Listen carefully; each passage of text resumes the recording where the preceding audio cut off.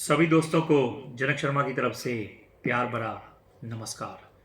दोस्तों, ज्योतिष की इस 10वीं श्रृंखला में आपका स्वागत है।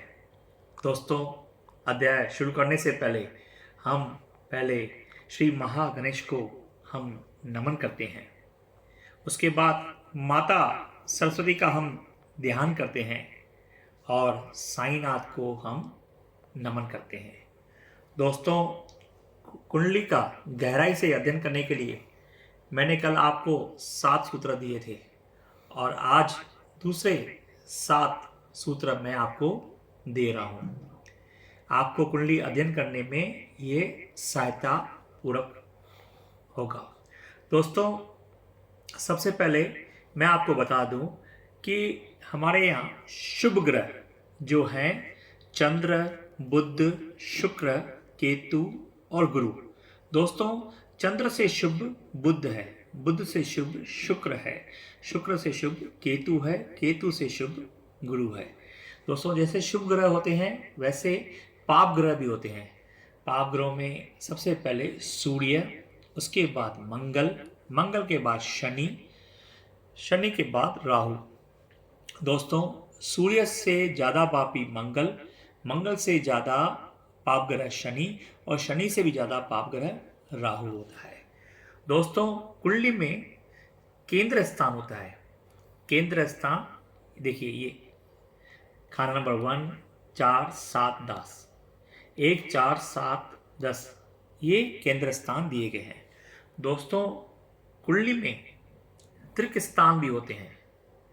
त्रिक स्थान जो है खाना नंबर 3, भाव नंबर 6, भाव नंबर 11, इसे हम त्रिक स्थान कहते हैं। दोस्तों, कुंडली में त्रिकोण भाव भी होते हैं। त्रिक स्थान और त्रिकोण में फर्क है। त्रिकोण भाव भी होते हैं। त्रिकोण भाव कौन से हैं? 1, 5 और नवम स्थान, भाग्य स्थान, लगन स्थान, संतान, पंचम स्थान और भाग्य स्थान, ये त्रिकोण भाव है। दोस्तों, तो अभी सूत्र का अध्ययन करते हैं। दोस्तों, त्रिक स्थान में यदि शुभ ग्रह बैठे हो तो त्रिक स्थान को शुभ फल देते हैं, परंतु वे स्वयं दोषित हो जाते हैं और अपनी शुभता खो देते हैं। दोस्तों, अभी सूत्र नंबर 2, यदि त्रिक स्थान में पाप ग्रह हैं, ये पाप ग्रह सूर्य, मंगल, शनि और राहु, यदि त्रिक स्थान पे पाप ग्रह बैठे हों तो त्रिक भाव को पाप युक्त बना देते हैं, पर वे ग्रह स्वयं शुभ रहते हैं और अपनी दशा में जब महादशा आती है तो शुभ फल देते हैं। दोस्तों, सूत्र नंबर 3, यदि एक ही ग्रह जन्म कुंडली में 2 केंद्र स्थानों का स्वामी हो तो वह ग्रह शुभ फलदायक नहीं रहता। दोस्तों, कन्या लगन की कुंडली में आपको जो गुरु है, नवम जो राशि जो सी धनु राशि चतुर्थ स्थान पे आएगी और जो सप्तम स्थान पे उसकी मीन राशि आएगी। तो दोस्तों, सूत्र क्या कहता है?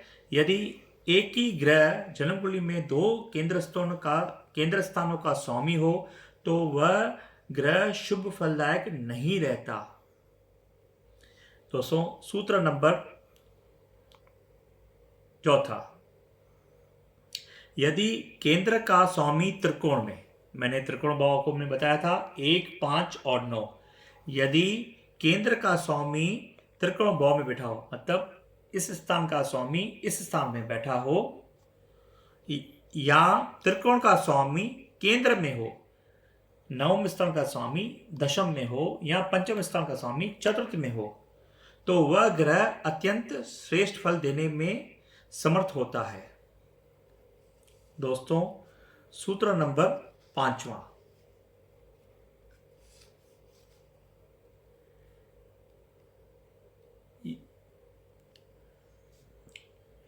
दोस्तों, सूत्र नंबर 5, दोस्तों, एक त्रिकोण का मालिक यानी पंचम स्थान का मालिक यदि दूसरे त्रिकोण भाव में बैठा हो, अगर पंचम स्थान का मालिक नवम स्थान पर बैठा है तो उसकी शुभता समाप्त हो जाती है, वह विपरीत फल देता है। दोस्तों मैं फिर से कहता हूं, पंचम स्थान का स्वामी अगर दूसरे त्रिकोण स्थान नवम स्थान पर बैठा है तो वह ग्रह अपनी शुभता उसकी समाप्त हो जाती है और वह ग्रह अपना विपरीत फल देता है। दोस्तों सूत्र नंबर 6, अगर सप्तम हाउस में चौथे भाव में सप्तम हाउस में अकेला शुक्र हो, देखिए सप्तम हाउस में यदि अकेला शुक्र हो तो उस व्यक्ति का गृहस्थ जीवन सुखमय नहीं रहता और पति पत्नी में अनबन बनी रहती है, मतभेद रहता है। दोस्तों सप्तम स्थान पर अगर अकेला शुक्र है तो उसका गृहस्थ जीवन सुखी कहा नहीं जा सकता, पति पत्नी में अनबन रहती है। दोस्तों ये पॉइंट नोट करने लायक है। दोस्तों 7वां नंबर सूत्र,